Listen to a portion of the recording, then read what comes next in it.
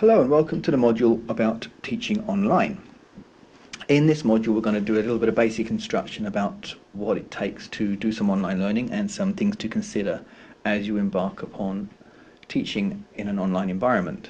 Now you may not think that you will be teaching online, but as most students in Virginia have to take one online class to graduate, there's an increasing likelihood that the classes you'll be teaching will be in an online format, and as time goes on, more and more classes seem to be moving to this sort of format. Therefore, you need to be aware of the sort of instruction that online education takes and the different role that teachers have to take when they're teaching online. So, when you come to teach in an online environment, there's some things you have to consider.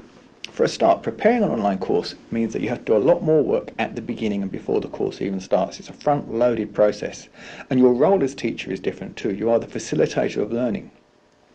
Because you're not there face-to-face, it's hard for students to get take visual clues in your face when you're giving feedback. So you've got to give frequent written feedback to what's going on. You also have to be aware of the time management issues. Students take a lot longer to do online work than they do in a face-to-face environment, so you've got to build that into your plan too. Motivation has to be extrinsic. Often in online classes, unless something's getting graded or assessed, it doesn't get done. And you're probably guilty of doing the same thing as students yourselves. So try and find ways of keeping the students engaged and motivated. Make sure deadlines are adhered to and are serious, otherwise they won't meet those deadlines. Also understand that this is a good opportunity for students to collaborate with each other, and for you as an online instructor to collaborate with other teachers. There's loads of resources out there to help you in the Web 2.0 environment. There's plenty of stuff that means that instructors can create things together, and students can work together too. Encourage this in online classes. It's a good thing. There are other things that you've got to consider too. For example, simulations are really important now in the online world. Simulations are a medium that can demonstrate a real-world condition in a simulated environment. So, for example, there could be something interactive, it could be a game. These are really good because they help learners, because learning is experiential when you do a simulation. A really good example is if you're doing like a scientific experiment. Now, in an online class, you can't really get everyone to do the same experiment, but if you have an online simulation, the students can all be taking or trying the experiment in an online way and getting the results and reporting them in the same way. Likewise, you might want to demonstrate something. That's where you get to do screencasting, and you've seen some examples of screencasting in this course already, where we take screen captures and talk over what goes on.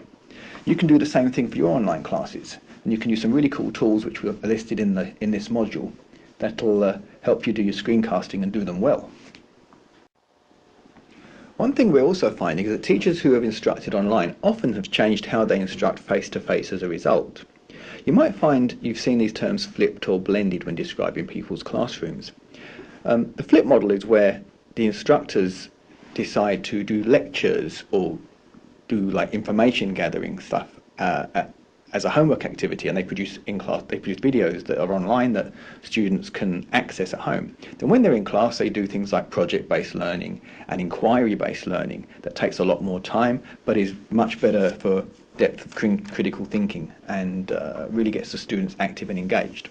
Other teachers tend to do blended learning, where they have a mixture of these online content and face-to-face instruction. So they'll have maybe online lectures or online simulations to do as homework, and then when they come back to class, there's a blend of experiential learning and teacher-led learning that goes on.